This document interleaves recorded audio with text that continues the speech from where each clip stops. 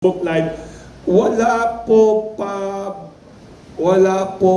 ba budget appropriation ang Energy Regulatory Commission para sa mga projects na ito? Anong mga projects?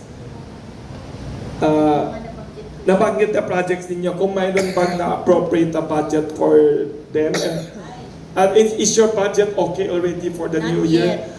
Hindi pa not yet because... Thank you po sa tanong. Kasi yun yung nakalimutan kong banggitin. Yes, may natatanong na tatlong Kasi po, journalist. as you know, lahat po ng ahensya ng gobyerno undergoing the budget approval process po ngayon. Sa ERC po, hindi pa po na, although nakaschedule yata for House plenary approval yung budget namin next week. Paano kayo? Ayun nga po. Ay, paano? Yan po yung isang ano ko din, pinaghihinayangan na... Hindi kayo maka-appear? Hindi po ako makaka-appear doon. To Wala defend pa your po budget? kami approved na budget for 2025. And ayoko po sanang ang pag-usapan, imbis na yung tama ba na bigyan ng budget ng ganito ang ERC, biglang Yes. magiging about the suspension. Ay. Ayoko po sana ng ganon.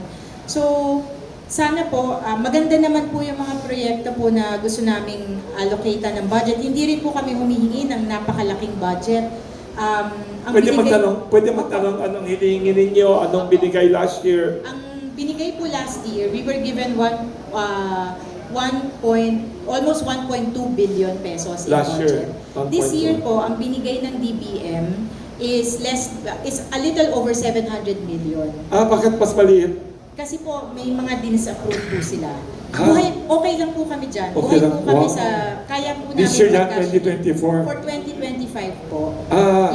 Yung a little over 700 million. Kaya po namin pagkasyahin yan. Wow. May konti lang po kami hinihinging additional para po sa certain regulatory activities din na gagawin namin, like resets also for next year. Pero kung hindi po ibibigay, sabi nga namin, Yes.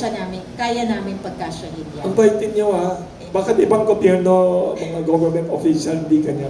Hindi po kasi aware din naman kami na hindi po kami revenue generating agency eh. Although, palagi po, year on year, ang Yes. nakokolekta ng ERC, mas malaki sa budget niya. Year on year po yan. Pero okay lang po, hindi po kasi kami negosyong agency. Yes. We are a regulatory agency. So, kaya po namin buhayin yung sarili namin dun sa maliit lang na budget. Very humble and hardworking. Thank you once again, Chairman Mona Dimalanta. Thank you very much for joining us here at Pandesal Forum.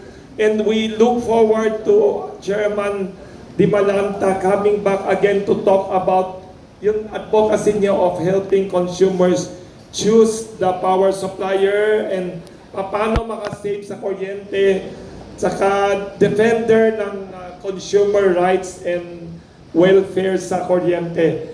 For that, we have a very simple gift for you, ma'am.